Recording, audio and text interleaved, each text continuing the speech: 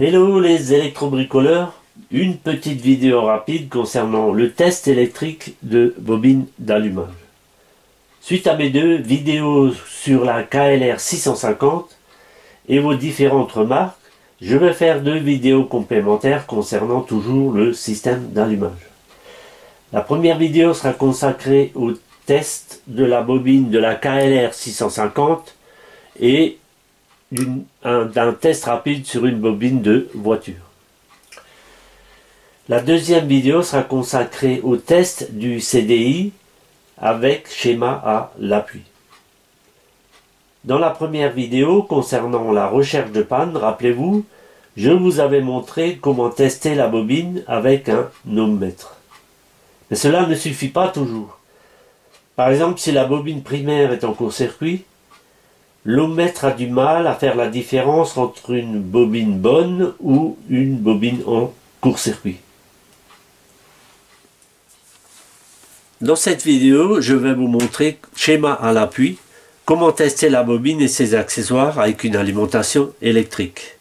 Pour cela, il nous faut la bobine à tester avec son câble haute tension, une bougie et une alimentation électrique en l'occurrence. Pour moi, j'ai pris une batterie de perceuse. Une batterie de voiture, c'est mieux, mais j'en ai pas sous la main. Donc pour faire le test, on relie le plus haute tension de la bobine au haut de la bougie. On relie le culot de la bobine à la masse de la batterie et au moins de la bobine. On prépare un fil sans le brancher, qui va aller du plus de la batterie au plus de la bobine. Alors j'insiste bien sur sans le brancher, parce qu'il ne faut pas relier en permanence la bobine, elle peut chauffer ou même être détruite. Donc pour provoquer une étincelle sur la bougie, il suffit de relier le plus de la batterie au plus de la bobine, de façon rapide et intermittente. Voilà, donc place à l'essai. Voilà, j'ai fait le montage suivant le schéma que je vous ai montré auparavant. Par contre, j'ai dû utiliser mon alimentation courant continu avec un condensateur de filtrage pour tester correctement la bobine et pour allumer la bougie correctement. Il n'y avait pas d'étincelle avec les 14,4 volts de ma batterie de perceuse. Je pense que le système d'allumage de la KLR et le stator coil fournit plus que 12 volts à la bobine pour que ça marche correctement. Et d'après ce que j'ai vu, ça fournit entre 25 et 30 volts. Donc ça peut pas marcher correctement avec une batterie de 12 volts. Par contre, je vous ferai une démonstration avec une bobine 12 volts d'une voiture et ça marche très bien. Donc là, on a fait toutes les liaisons et on va faire l'essai. Alors, pour provoquer l'étincelle, il suffit de venir mettre le plus sur le plus de la bobine de façon très courte, comme ceci. Voilà.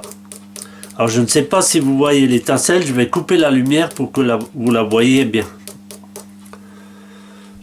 Voilà, j'ai réduit la lumière et voilà, donc on voit bien les étincelles sur la bougie.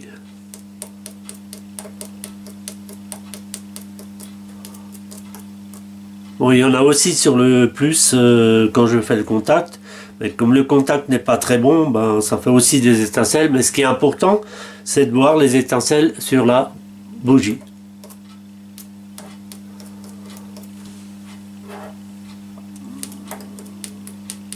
Voilà. Donc on voit que cette bobine marche bien, sauf que on peut pas la tester avec une tension d'alimentation trop basse, parce que le système d'allumage de la KLR 650 fournit des tensions beaucoup plus élevées que le 12 volts. Donc je vais vite vous faire une démo avec une bobine normale et avec ma batterie pour vous montrer que ça marche aussi avec une batterie sur d'autres bobines. Donc là j'ai refait le montage avec ma batterie de perceuse qui fait 14 volts, une bobine standard de voiture Donc vous voyez comment on peut la tester. Le câble haute tension, la bougie et la liaison vers la masse de la bougie. Voilà. Donc c'est exactement le même schéma que je vous ai montré au départ de la vidéo. Donc on va faire le test comme ça. Donc si je touche